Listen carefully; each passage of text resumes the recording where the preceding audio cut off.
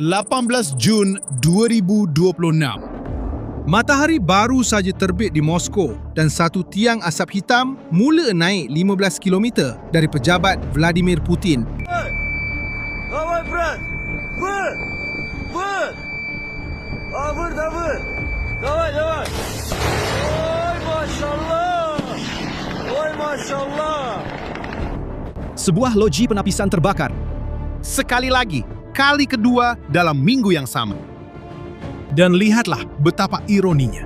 Rusia mempunyai pertahanan anti pesawat yang paling padat pernah dibina dalam sejarah. Radar, peluru berpandu, meriam otomatik, lapisan demi lapisan. Untuk Anda bayangkan tahap paranoia, hanya di sekitar salah satu rumah pribadi Putin, di sebuah tempat bernama Valdai, Rusia membina 7 menara baru sistem pertahanan udara yang dipanggil Pansir dalam satu hari saja. Terdapat 27 posisi pertahanan mengelilingi rumah lelaki itu. Dan walaupun dengan semua itu, sesuatu yang diperbuat daripada plastik dan elektronik murah, yang berharga kurang daripada sebuah kereta biasa, telah melepasi pertahanan Moskow dan mengenai kilang penapisan itu dengan ketepatan beberapa meter. Dan melihat perkara ini, soalan yang tidak dapat dielakkan ialah, bagaimana? Bagaimana pertahanan termahal di dunia boleh ditembusi oleh sesuatu yang begitu mudah dan murah? Jawapannya bertentangan dengan segala yang kita sangka tentang cara melindungi sebuah negara. Dan ia bukan seperti yang disangka. Pertama sekali, kita perlu faham satu perkara. Bertentangan dengan apa yang ramai sangka, ini bukan nasib. Bukan sebuah drone yang tersesat lalu melintas secara kebetulan. Ini adalah satu kempen yang sistematik, berulang malam demi malam, yang berkembang pada kelajuan yang tiada siapa jangka. Drone Ukraine hari ini melintasi 1,000, 2,000 dan menurut pihak komando Ukraine sendiri sudah mencapai 3.500 km jauhnya. Ini meletakkan hampir seluruh Rusia yang penting dalam jangkauan Kiev. Kilang penapisan, kilang-kilang, depo-depo peluru, semuanya. Dan sasaran-sasaran itu tidak dipilih secara kebetulan. Ia adalah kilang penapisan, terminal bahan api, infrastruktur tenaga. Perkara-perkara yang pada masa yang sama menjejaskan wang kerajaan Rusia. Bahan api yang menggerakkan tentera dan poket rakyat biasa. Hari ini, di Rusia, satu daripada setiap 4 stesen minyak sudah beroperasi dengan beberapa jenis sekatan jualan. Asap yang naik di belakang Moskow bukan sekadar api, itu adalah ekonomi Rusia yang sedang terbakar. Dan ada satu lagi penghinaan dalam hal ini. Pada hari yang sama serangan ini berlaku, Putin sedang menerima pemimpin-pemimpin Asia Tenggara dalam satu sidang kemuncak di bandar lain bergambar. Dan dia tidak berkata sepatah pun tentang loji penapisan yang terbakar di ibu kota sendiri, seolah-olah tiada apa yang sedang berlaku. Tetapi, untuk memahami bagaimana yang murah boleh menewaskan yang mahal, kita perlu mulakan dengan satu soalan yang hampir tiada siapa tanya. Pertahanan Rusia ini dibina untuk menentang apa? Kerana pertahanan udara bukanlah dinding ajaib yang boleh hentikan semuanya. Ia adalah alat yang dibuat untuk tugas tertentu. Dan tugasnya, untuk tujuan pertahanan Rusia direka, hanyalah satu. Menjatuhkan benda-benda mahal, besar dan dalam jumlah yang sedikit. Fikirkan tentang sistem-sistem yang membentuk pertahanan ini. S-400 mampu mengesan dan menyerang hampir 100 sasaran pada masa yang sama.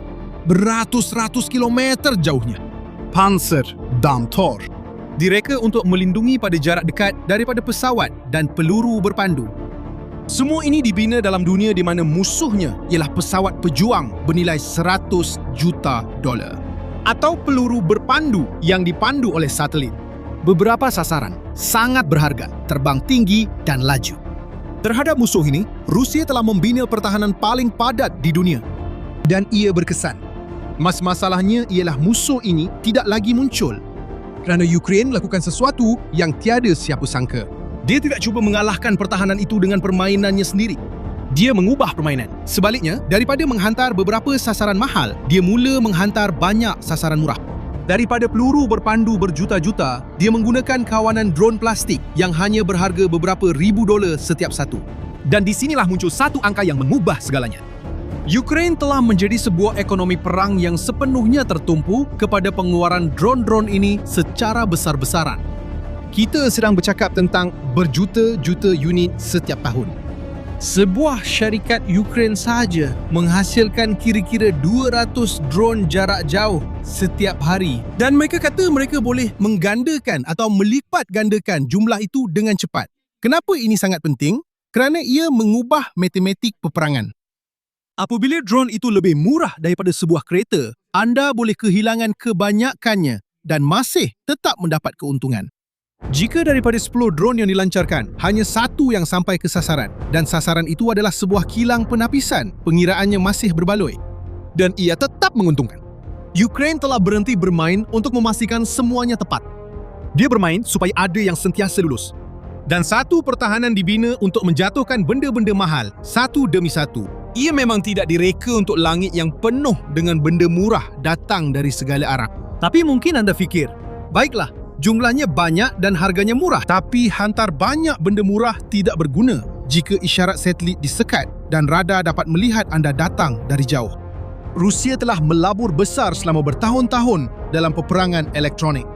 Dalam menyekat dan memalsukan isyarat navigasi untuk membutakan dan mengelirukan mana-mana drone. Jadi, bagaimana drone murah itu boleh mencari jalan? Macam mana benda macam ni? Tanpa juru terbang, boleh jumpa tangki bahan api sejauh 1,500 km dari sini. Di sinilah kisah ini jadi benar-benar mengagumkan. Kerana jawapan Ukraine terhadap sekatan isyarat itu amat ringkas dan buta. Mereka berfikir, jika Rusia menyekat isyarat navigasi, maka kita akan buat drone yang tidak memerlukan isyarat itu. Fikirkan betapa besarnya perubahan itu. Selama bertahun-tahun, cara untuk menjatuhkan drone adalah dengan memutuskan isyaratnya. Itu akan menjadikan panduan satelitnya buta dan drone itu akan tersasar. Ukraine terus menghapuskan kelemahan itu. Drone jarak jauh yang terbaru menggunakan sistem navigasi berlapis. Pertama, navigasi inersia yang mengukur pergerakan sendiri tanpa bergantung kepada sebarang isyarat dari luar. Ia sama seperti telinga dalaman yang memberitahu anda ke arah mana anda berpusing walaupun dengan mata tertutup. Kemudian, dan inilah bahagian yang paling bijak, sebuah kamera murah seperti kamera penglihatan malam akan merakam permukaan di bawah dan membandingkannya secara masa nyata dengan peta satelit yang sudah disimpan dalam memori drone. Ia menentukan lokasinya dengan melihat ke tanah, bukan ke langit. Sungai, jalan raya, bentuk bukit. Drone itu membandingkan apa yang dilihatnya dengan apa yang telah direkodkan dan tahu dengan tepat di mana ia berada tanpa sebarang satelit. Dan di penghujungnya, sebuah kecerdasan buatan menghidupkan kamera, mengenal pasti bentuk sasaran dan menguncinya sendiri. Ayat yang merangkumi perkara ini hampir seperti satu tamparan. Rusia boleh menyekat isyarat, tetapi mereka tidak boleh menyekat drone yang tidak memerlukan sebarang isyarat. Dan untuk anda tahu tentang perlumbaan teknologi di sebalik semua ini, sebuah syarikat Ukraine sahaja telah melalui 7 generasi berbeza sistem navigasi ini dalam masa hanya 3 tahun. 7 versi. Setiap kali Rusia memperbaiki sekatan itu, mereka bentuk semula semuanya. Itulah rentak perang di mana perisian menulis semula dirinya sendiri setiap beberapa bulan. Dan jika anda rasa butiran seperti ini sama menarik seperti saya rasa, lakukan satu perkara mudah yang sangat membantu saluran ini untuk berkembang. Langgan di sini. Kerana inilah jenis cerita yang kita kupas setiap minggu. Tetapi navigasi hanya menyelesaikan separuh daripada masalah. Drone itu kini boleh beroperasi sendiri. Cuma langit di atas Rusia masih penuh dengan peluru berpandu yang menantinya. Tahu bagaimana untuk sampai bukanlah sama dengan mampu bertahan apabila sampai. Jadi, bagaimana drone-drone ini boleh melepasi tembok api yang memang dicipta untuk menjatuhkan mereka, kan? Dan jawapannya mungkin adalah bahagian paling bijak dalam seluruh kempen ini. Kerana Ukraine tidak cuba menembusi pertahanan dengan kekuatan. Mereka memperdaya dan melemahkan pertahanan itu.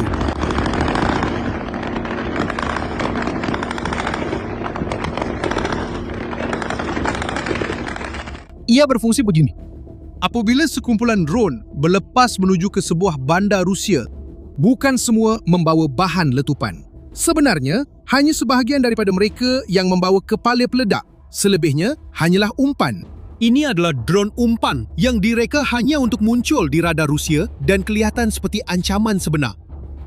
Dan disitulah perangkap berlaku. Pasukan anti pesawat Rusia melihat berpuluh-puluh titik di radar. Mereka panik dan mula menembak peluru berpandu mereka yang sangat mahal ke arah sasaran kosong. Cara plastik. Setiap umpan yang dijatuhkan bermakna peluru berpandu bernilai jutaan dibazirkan begitu sahaja. Dan ada satu perkara yang lebih buruk lagi untuk Rusia. Pada saat sebuah bateri anti pesawat melepaskan tembakan, ia mendedahkan kedudukannya sendiri. Ia menyalakan lampu dan menjerit, "Saya di sini!" Dan drone bersenjata yang sebenar yang datang betul-betul di belakang. Sekarang mereka tahu dengan tepat di mana pertahanan berada. Dan mereka akan terus ke sana. Dengan kata lain, pertahanan Rusia apabila cuba untuk bertahan sebenarnya menyerahkan diri. Semakin banyak ia menembak, semakin ia mendedahkan dirinya. Dan semua ini dikoordinasikan dengan cara yang membuat Kremlin jadi gila. Kerana tiada ibu pejabat besar, tiada bunker yang boleh dibom, operasi ini tersebar di seluruh negara dan dikawal oleh orang biasa dengan komputer riba. Seperti yang dikatakan oleh seorang komander risikan Ukraine, komputer riba adalah kelebihan terbesar kami kerana kami tersebar di merata tempat. Dan sebab itulah sangat sukar untuk Rusia memusnahkan program ini. Cuba fikirkan tentang itu. Perisian murah yang dijalankan di komputer biasa. Mengawal ribuan drone yang datang dari pelbagai arah pada masa yang sama dan melebihi keupayaan radar untuk memproses semuanya sekaligus. Dan sekarang kita sampai ke bahagian di mana semuanya runtuh di pihak Rusia. Kerana memusnahkan satu sahaja bateri anti pesawat, tidak hanya membuka satu lubang kecil. Menurut unit drone Ukraine sendiri, menembak jatuh satu sistem Tor sahaja boleh membuka jurang antara 50 hingga 100 km dalam rangkaian pertahanan. 50 hingga 100 km langit terbuka. Dan melalui celah itu, berpuluh-puluh, kadang-kadang ratusan drone masuk sekaligus dalam gelombang seterusnya. Ia adalah kesan berantai. Setiap pertahanan yang dimusnahkan membuka pintu untuk gelombang seterusnya yang memusnahkan lebih banyak pertahanan yang membuka lebih banyak pintu. Dan di situ, Rusia berdepan dengan satu masalah di mana saiznya yang selama ini menjadi kelebihan terbesar negara itu telah bertukar menjadi satu sumpahan. Terlalu banyak sempadan. Terlalu banyak kilang penapisan, terlalu banyak depo, terlalu banyak wilayah untuk dipertahankan dengan peluru berpandu yang ada. Seorang ahli parlimen Rusia pernah mengakui secara terbuka bahawa negara itu tidak mempunyai kekuatan untuk mengekalkan perisai berterusan. Dan sebab itu, mereka hanya perlu melindungi bandar-bandar besar dan infrastruktur kritikal sahaja. Meninggalkan selebihnya terdedah. Fikirkan tentang beratnya ayat itu yang datang dari dalam Rusia sendiri. Mereka sedang memilih apa yang hendak ditinggalkan. Malah para pengulas tentera Rusia, mereka yang mengikuti perang dengan dekat, secara terbuka mengadu bahawa kekurangan peluru untuk mengoperasikan sistem pansir, Buk dan Tor pada kelajuan yang diperlukan oleh serangan. Bahawa pengeluaran tidak dapat menampung penggunaan. Ini adalah pihak pertahanan sendiri yang mengakui melalui mulut penyokong mereka bahawa mereka tidak mampu menanganinya. Dan situasinya begitu terdesak sehingga Rusia dilihat mengeluarkan radar lama dari tahun 60-an dari Stor dan bahkan menarik radar dari sempadan dengan Finland yang merupakan ahli NATO hanya untuk cuba menutup lubang-lubang yang dibuka oleh drone Ukraine. Dan di sini kita mula menyusun kepingan-kepingan teka-teki ini. Lihat, drone-drone itu terlalu banyak dan terlalu murah sehingga mereka membanjiri radar. Mereka tidak bergantung pada isyarat satelit, jadi peperangan elektronik tidak berkesan. Umpan-umpan itu membuat pertahanan membazirkan peluru berpandu mahal secara sia-sia dan mendedahkan diri. Dan setiap pertahanan yang tumbang membuka jurang sepanjang berpuluh-puluh kilometer yang Rusia tidak mampu tutup. Inilah realiti yang kita lihat hari ini. Setiap lapisan pertahanan yang paling padat di dunia ini telah dipenuhi, dipintas, atau dimusnahkan oleh sesuatu yang harganya 1000 kali lebih murah daripadanya. Dan disinilah kita akhirnya menjawab soalan dari awal tadi. Kerana sekarang jelas bahawa masalah Rusia bukanlah kerana kurang pertahanan. Rusia mempunyai lebih banyak pertahanan udara berbanding mana-mana negara di dunia. Masalahnya ialah semua pertahanan itu dibina untuk musuh yang sudah tidak wujud lagi. Ia direka untuk menembak jatuh pesawat mahal dan peluru berpandukan satelit. Dan Ukraine pula berhenti menghantar kedua-dua perkara itu. Perisai Rusia itu bukan ditembusi dengan kekuatan, ia menjadi lapuk. Ia masih berdiri teguh, besar, sangat mahal, melindungi langit daripada peperangan yang sudah pun berakhir. Dan butiran terakhir, apa yang menjadikan semua ini hampir mustahil untuk diubah? Ialah kosnya. Kenapa? Walaupun Rusia menembak jatuh kebanyakan drone ini setiap malam, Ukraine boleh sahaja membuat semuanya semula esok. Lebih murah daripada Rusia dapat menggantikan peluru berpandu yang telah digunakan. Ini adalah perkiraan yang Rusia tetap kalah walaupun mereka menang. Dan di sini, kisah ini tidak lagi hanya mengenai Rusia. Kerana apa yang didedahkan oleh perang ini adalah sesuatu yang tidak selesa untuk mana-mana negara di dunia. Segala yang kelihatan melindungi Rusia, keluasan wilayah yang sangat besar, berbilion-bilion yang dibelanjakan untuk teknologi ketenteraan canggih, perisai paling tebal yang pernah dibina, telah menjadi beban yang tidak lagi mampu ditanggung olehnya. Kekuatan telah menjadi perangkap. Apa yang dahulunya kelebihan, kini menjadi sasaran. Dan soalan yang tinggal, soalan yang mungkin pernah ditanya oleh setiap jeneral di dunia adalah mudah dan menakutkan. Jika Ukraine dengan sebahagian kecil daripada ekonomi Rusia boleh melakukan ini terhadap kuasa tentera terbesar di Eropah, apa yang menghalang mereka daripada melakukan perkara yang sama terhadap sesiapa sahaja? Bagaimana sebuah negara melindungi kilang penapisan sendiri, empangan hidroelektrik sendiri, pangkalan sendiri, dalam dunia di mana beberapa ribu dolar plastik dan elektronik boleh terbang 2,000 kilometer dan mengenai tangki bahan api dengan ketepatan beberapa meter? Fikirkan mana-mana negara yang anda anggap selamat hari ini dengan infrastrukturnya yang berselerak, loji-loji kuasanya, pelabuhannya, pangkalannya. Tiada satu pun daripada semua itu dibina untuk menghentikan ancaman yang hanya berharga seperti sebuah kereta dan datang dari langit sejauh 1,000 kilometer.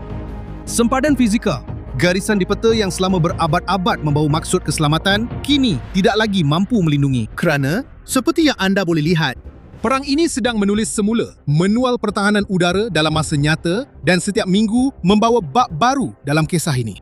Itulah yang kami ikuti rapat di saluran ini. Jadi, jika anda masih belum melanggan, langganlah sekarang supaya anda tidak terlepas apa yang akan datang.